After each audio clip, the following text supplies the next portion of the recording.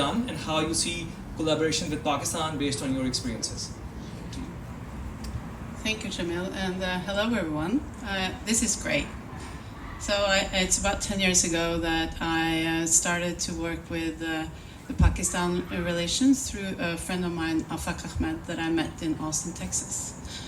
And we tried to do something in 2016 to have a Karachi Oslo Startup Challenge because we did see a huge benefit both by the tech savvy people from Pakistan and also that they could come and learn how to, I don't know, maybe not have too many cars on the roads and stuff. and a lot of things are working here in Norway that could be something that they could bring back home. Anyway, so fast forward for 2019, I met another one, Ashish Ahmed, in also Austin. And he came here brought Pasha and came to Oslo Innovation Week. And after that, I've been there 3 times. And this year, I could bring Vibeke and Usman and Raja and Henry. And we had a great time. Do you want to say something about you know? Yeah. Yeah. Hi, hello everyone. Very grateful to be here. I was so honored to be invited to go to Tech in Lahore and got to do a keynote speech there about House of Math. House of Math per today has more than 200,000 registered users in Pakistan. And what I loved about Sadia, first time I told her that, she was all, you should have way more. And I was like, yes, you are my kind of girl. We need way more. And this is why Pakistan is important for us. We have about 2.5 million registered users globally, and Pakistan is an important market. Also, what I love about it is that you focus on STEM. Math is important. And math is, of course, important to me, too.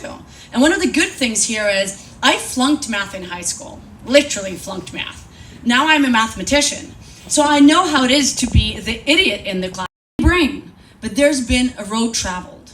And what we do with our platform is to show you how to go from where you are to where you want to go in the shortest amount of time when it comes to learning math.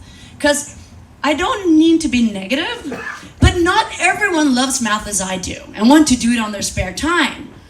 A lot of people want to do as little math as humanly possible so they can go and do whatever else. And this is what we want to bring to Pakistan. So going there, meeting the best of people, being taken care of in a way that was just unbelievable, all thanks to Kristen, who is one of these super connectors. So, you know, you want to talk to her during the day. Having the best possible meet I've had in my life, meeting a lot of heavy players who can really help lifting. House of Math is looking to get a good, solid partner in Pakistan that could be helping us to get our product to millions of people, like Sadia said. So for us, I just want to say thank you so much for getting to be here, to reach out. If there's anything we can contribute with, I'd really like to see how I can help as well. And I want to build the House of Math story in Pakistan as well. So that's kind of the short part and how I loved going there, and I hope to go again. And I think there's some in the making already, if I'm not wrong. He has been able to build. I personally believe that it's phenomenal. I'll quickly invite Raja Khurram to speak about his venture and his experiences in Pakistan. Thank you. Bismillahirrahmanirrahim. First of all, thank you to the Embassy of Pakistan, the total team, who has organized this event this year, but also last year. I got an invitation from Her Excellency to come to this event last time, and I met one of my good friends, Christine, for the first time. And then she encouraged me. He made like super connector. She connected me with a lot of people, invited me to, Oslo Innovation Week events. Even I couldn't because I work as a doctor, so I couldn't come on them. But one of those events were the Park Tech Summit. So I was really curious about who are these people who are coming from Pakistan. And I thought it was some Norwegian Pakistanis behind this. It was like what I assumed when I came there. And I saw I was the only one. And the Usman was, and some other who were invited as guests. And it was really interesting. There I saw the panel discussion between Alan Eidsvoll, the guy who introduced Yangu in Pakistan. You know, it was a huge, and he's also a good friend of mine. And he sat in a panel with a guy named Samad Salim, CEO of DigiTrends in Pakistan. So they were talking about health tech. As a physician working in Norway last 8 years, I have seen the challenge we are facing in Norway. You know, we lack a lot of health people, health workers, and we saw that they were talking about technology that we could use. So we had one online meeting with Samad, and the second one with another friend of mine, Henry, as Christine told, who also went to Pakistan with me. And for the third meeting, we went to Karachi. And it was a little bit, you know, challenging because Henry is a Norwegian guy. He talked with his Pakistani friends, and they told him to get some armed guards when you are in Pakistan. And he called me, he said, Raja, what are you doing? I can't go there without guards. I said, okay. I called Samad. I said, sir, Henry is a little bit, you know, afraid. He wants some guards. He said, if you want them, I can get you, but you don't need. I said, Henry, I don't think we need these guards. Let's go.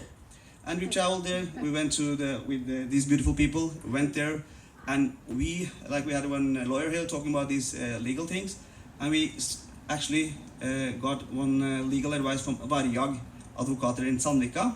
They helped us, and we registered one company in Norway, DigiTrends, actually DigiTrends Holding, and we already delivered 2 software programs for dental clinics and for some medical clinics as well. So we already started some business thanks to this event last year, and thanks again to this, you know, invitation.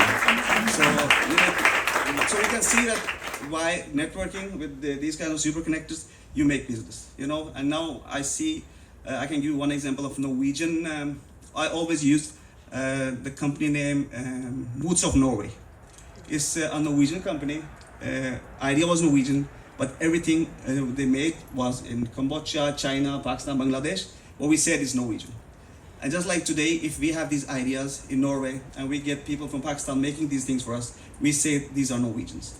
So again, as a doctor, I will tell you a small story about one software company called Pridoc. Probably some of you heard about that. They make these electronic patient records. So what they did, it was one doctor, one engineer, and I think one economist. They went together and said, we need to make a new software system. In 10 years, this Norwegian company, I think they had 30 to 40 developers. They made a company which they sold, I think, last month for 500 million NOK. So it was a need of time. That software, I use it, a lot of other doctors use it. So then I saw the potential of health tech in Norway. So let's connect together, find the solutions because Norway needs people, Norway needs technology. And you know, we are getting elderly wave very soon in Norway. So we have a lot of challenges we have to meet. So thank you. Conference US Podcom Global. We are into managed services business. I'm the youngest CCN in CCN from Pakistan. So currently we are serving UAE and US. In US we are working with Denver-based ISP named as Sian Wireless. They have 15,000 residential customers. As I own my own data center in Pakistan and a dedicated NOC, so my team is handling that particular network while sitting in Karachi. So this is the biggest achievement for us up till now. And when I say MSP business, so we do on-prem to cloud migrations, we do cybersecurity consultancy services, and we also do a Wi-Fi. We also have our own SaaS-based product, which caters the Wi-Fi advertising market. Thank you.